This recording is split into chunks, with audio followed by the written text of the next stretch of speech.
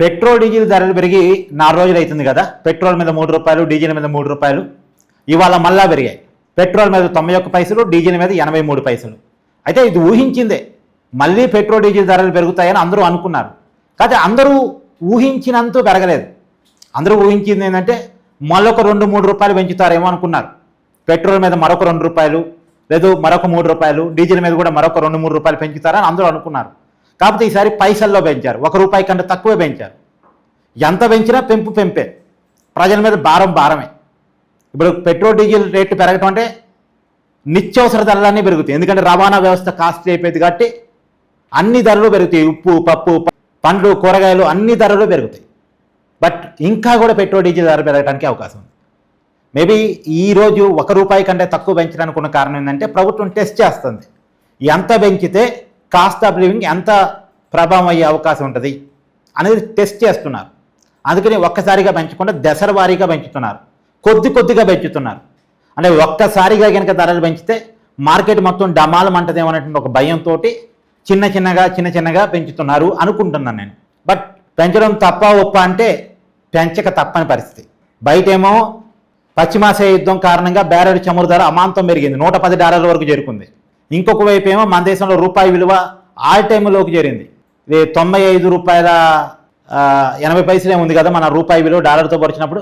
All టైంలో ఎప్పుడూ లేనంతగా రూపాయి విలువ పడిపోయినటువంటి పరిస్థితి. రూపాయి విలువ పడిపోవటం ఒకవైపు, బ్యారెల్ చమురు ధర పెరగటం మరొక వైపు.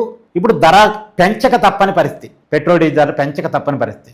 అయితే ఎవరైనా అనొచ్చు, బ్యారెల్ చమురు ధర తగ్గినప్పుడు ఏమైనా తగ్గించారా పెట్రోల్ ధరలు? నిజమే, దాని ప్రభుత్వమే సమాధానం చెప్పాలి. గతంలో 2020, 2021 ఆ సమయంలో బ్యారెల్ చమురు ధరలు 50 రూపాయలకి, 40 రూపాయలకి, 35 రూపాయలకు కూడా దొరికింది. ఇప్పుడంటే $110 ఓకే, పెంచవచ్చు, పెంచడానికి కారణం కనపడుతుంది.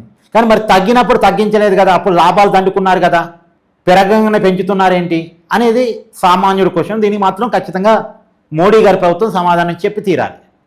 ఎందుకంటే బ్యారెల్ చమురు ధర డాలర్ 50 రూపాయలు, 40 రూపాయలు దొరికినప్పుడు మోడీ గారి ప్రభుత్వమే అధికారంలో ఉంది. ఇప్పుడు అమాంతం $110 ఉన్నప్పుడు మోడీ గారి ప్రభుత్వమే ఉంది.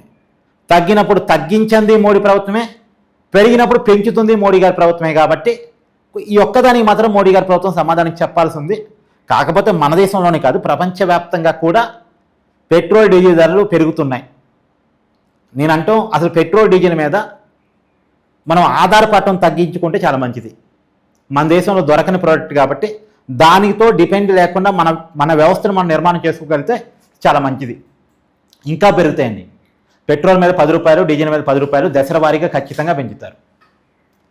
ఇప్పుడు హైదరాబాదులో 111 రూపాయల 80 పైసలు పెట్రోల్ ఉంది, డీజిల్ ఏమో 102 రూపాయలు దాటింది. విజయవాడలో అయితే 113 రూపాయల చేంజ్ పెట్రోల్ ఉంది, 103 రూపాయల చేంజ్ డీజిల్ ఉంది. పెరుగుతున్న ధరల మీద మీ అభిప్రాయాన్ని కామెంట్ చేయండి.